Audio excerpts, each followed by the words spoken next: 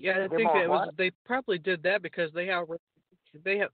I said they probably showed the movie just like Matt said because they have a captive audience and they wanted to see their actual reaction.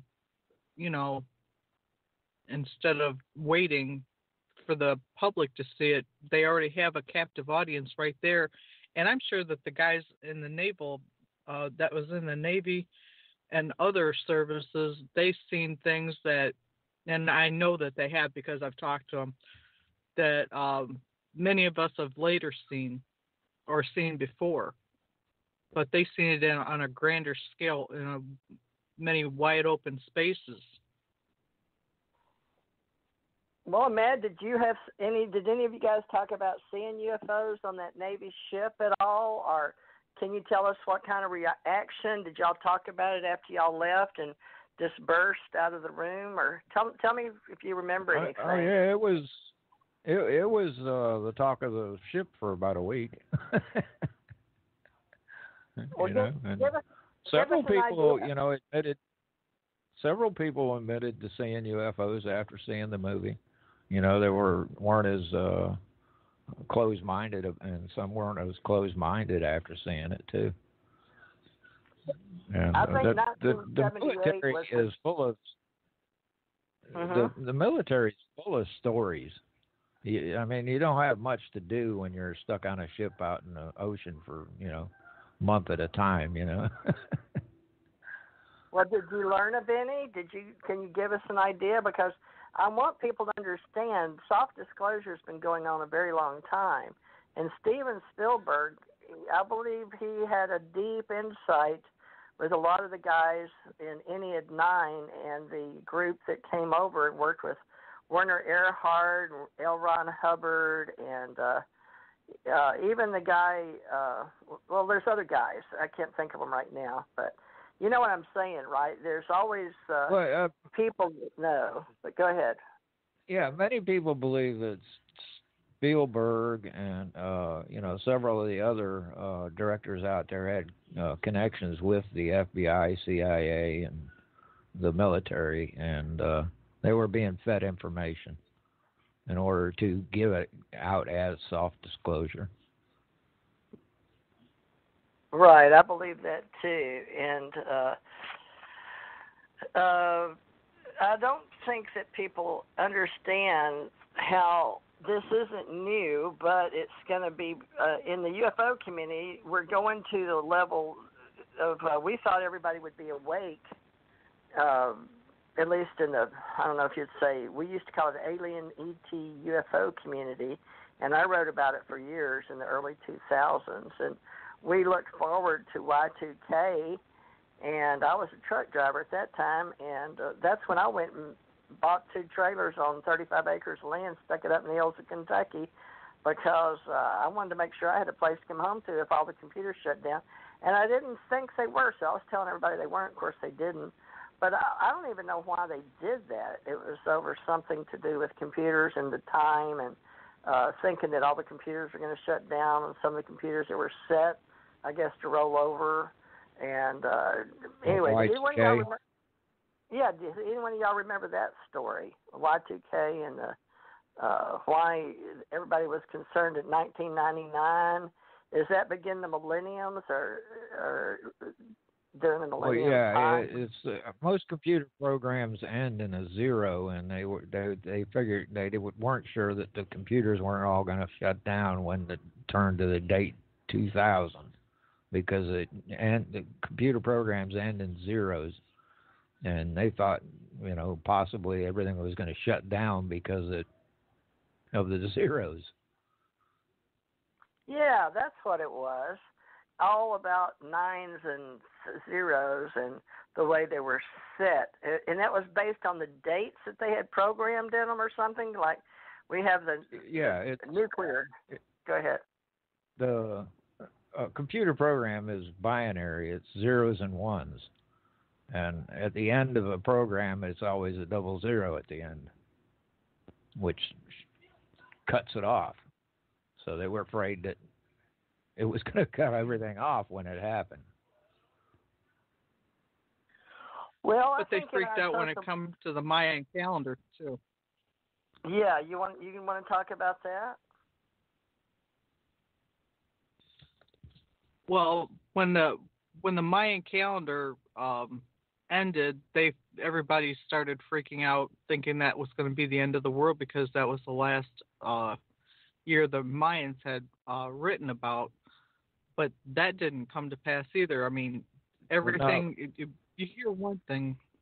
Yeah, now that was a big confusion because that was that particular calendar, and there's a longer calendar than that goes on for another 30 or 40,000 years by the Mayans, and that was just that particular at the end of the calendar, and then it starts over again, according to their beliefs. Right. You know, and it was the end of one age and the beginning of a new age. See. But everybody jumped on it's the end of everything. Well, the right, new but age they don't was realize that right? you can only hold so much on one thing.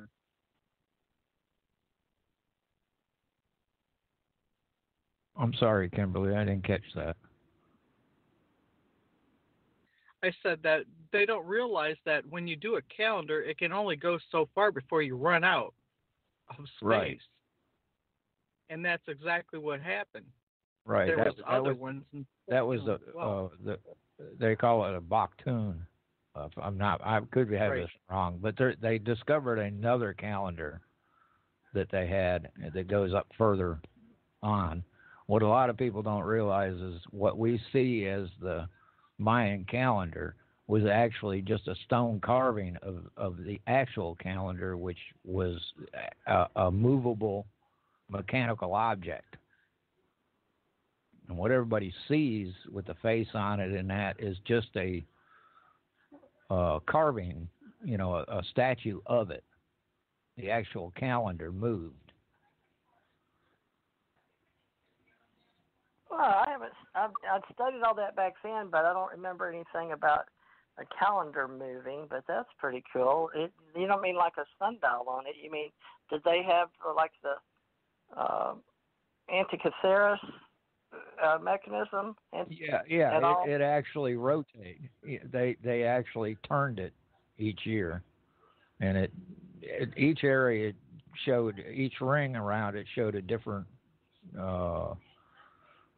relationship with the stars, and it depended on if a certain face came up at a certain date. They considered that would be maybe a lucky day or a bad luck day, or this day you better not plant. I mean, it was pretty elaborate. Yeah. Yeah, they used it almost like what we do, the Farmer's Almanac. Right. It was used like an almanac.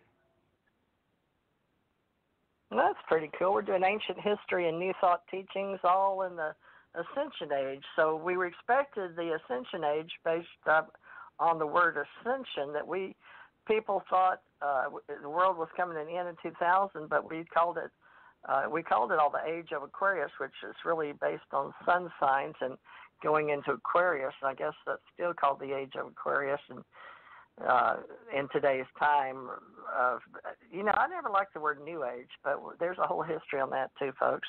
But now, after 12/21/12, because of what we're talking about right now, is ages and eras in time, and the Stargate to the cosmos, and the alien Stargate, and Life After Life, and Steven Spielberg, and Where Were You When Close Encounters of the Third Kind movie was released as soft disclosure.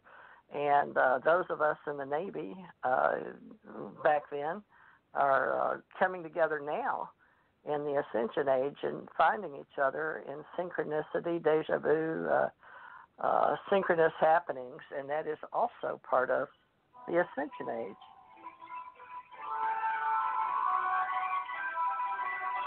Can you hear that? Oh, we sure did.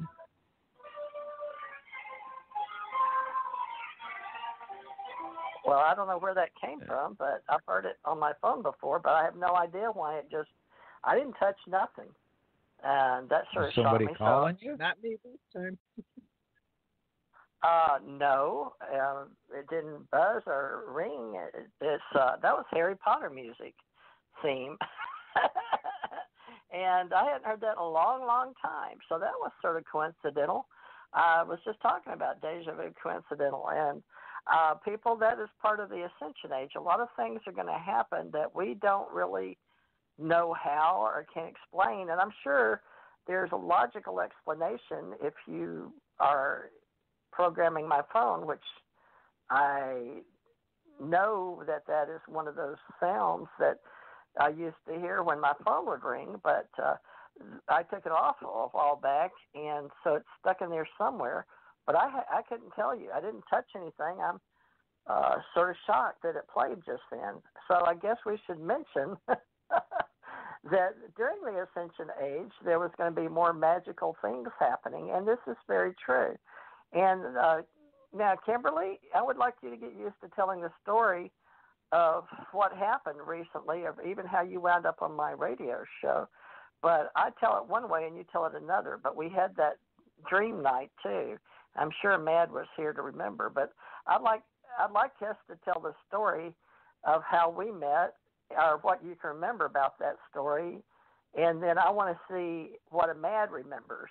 And then this is going to be like the Mandela effect. But just want folks, we talk about all kind of weird social paranormal stuff. But Kimberly, tell people how we've never met in person, but just hearing this phone, right? You know how we. What do you remember? How'd you wind up on this radio show? Well, from what I understand, you sent me a friend request, but you said you didn't. But one came up and I answered it, and things just snowballed from there. And there was a lot of things that were similar that we have in common, and it just went on from there. The paranormal areas is what we usually talk about, and since that's the UFOs fall, I guess, under that category, or label, I should say, as many of them like to call the UFOs paranormal. But instead of, I refer it to them as being more normal than paranormal, because that's really what they are. Just because you can't tangibly touch something, that doesn't mean that it's just not there. Well, that's true. Imad, what do you remember about me and Kimberly? What's your story if you had to repeat it? Well, you had said that you got a ding on your phone, and it was Kimberly, and that Kimberly said she got a friend's request from you. And you know, it happens. I've actually gotten a message on Skype. What do you call it? A talking message for another host from a guest, and I ended up interviewing him myself. I mean, stuff does happen. We just really don't weird. know. I mean, you can explain it logically, or you can scientifically look at, just get the facts, stupid, like, or keep it simple, stupid, just accept it for what it is what we do. But then some of us like to look at it, tear it apart, find out all the details, time it, give it a linear timeline, and, finding a fact on every little thing. And it's each person you ask will be different. And that's when we started talking about the Mandela effect. And now, Ahmad, tell us what you think the Mandela effect is, because that came and went pretty much trending, but people have accepted it, and I'm sure there's movies being written about different things, timelines and stuff. Well, yeah. And I'll let Kimberly. As far as the Mandela effect, it's supposed to wear off, and things are supposed to mellow down, and people are supposed to forget about it, according to what I understand. What happened is up to debate, but a lot of people believe it was CERN, and that CERN had altered something in physics, which causes a Mandela effect, and it was possibly two timelines merging together, or two dimensions merging into one.